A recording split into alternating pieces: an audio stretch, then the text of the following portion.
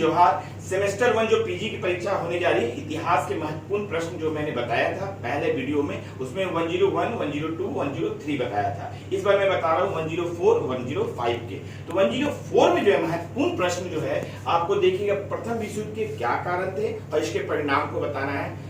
दूसरा जो महत्वपूर्ण प्रश्न है कि राष्ट्रसंघ के कार्यों को बताना है और उसकी असफलता का वर्णन करना है, ये भी बहुत ही महत्वपूर्ण प्रश्न है। तीसरा प्रश्न है जर्मनी के एकीकरण में बिस्मार्क का क्या योगदान था, ये बहुत ही महत्वपूर्ण है, इसको भी आप कीजिएगा।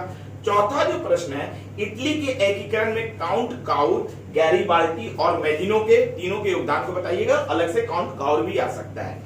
फिर आप पांचवा जो प्रश्न है, द्वितीय विश्व युद्ध के क्या कारण थे और इसके क्या परिणाम हुए और इसकी जो प्रमुख घटनाओं को जरूर बताइएगा। तो ये 5 प्रश्न करके जाइएगा तो आसानी से 4 प्रश्न आपको आ जाएंगे परीक्षा में। तो ये हुआ 104। 105 का जो प्रश्न है, ये आप देखिए, वैदिक काल के राजनीतिक, सामाजिक, धार्मिक, सांस्कृतिक और आर्थिक विशेषता को बताना है। साथ में सभा और समिति को जरूर बताइए, अलग से भी प्रश्न आ सकता है सभा और समिति से।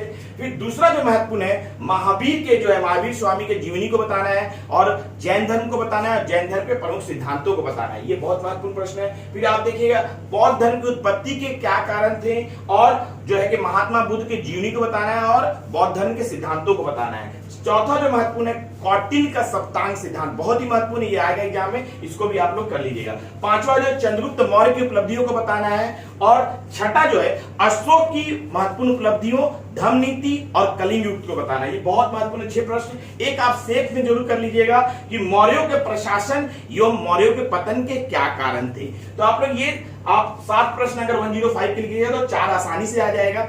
सबसे महत्वपूर्ण बात है कि इतिहास को लिखने के लिए आप थोड़ा डायग्राम बनाइए, थोड़ा मैप बनाइए, थोड़ा सा फ्लो चार्ट बनाइए और निष्कर्ष हर प्रश्न को लिखिएगा तो आपको आसानी से जो है 75 से 80% नंबर आ जाएंगे। हैंडराइटिंग बहुत अच्छा से रखिएगा और हर क्वेश्चन का आंसर लगभग 500 शब्द में देने की कोशिश कीजिएगा। लॉन्ग आंसर है, इसलिए आप लोग हर क्वेश्चन का आंसर 500 शब्द में कीजिएगा। आप लोग बहुत सारी शुभकामनाएं, अच्छे से परीक्षा दें और हर प्रश्न को पूरी अच्छे से लिखें और आप लोग देखिएगा कि आप लोग डिस्टिंक्शन के मार्क्स को ले लीजिएगा। आप लोग को बहुत सारी शुभकामनाएं, बहुत बहुत धन्यवाद।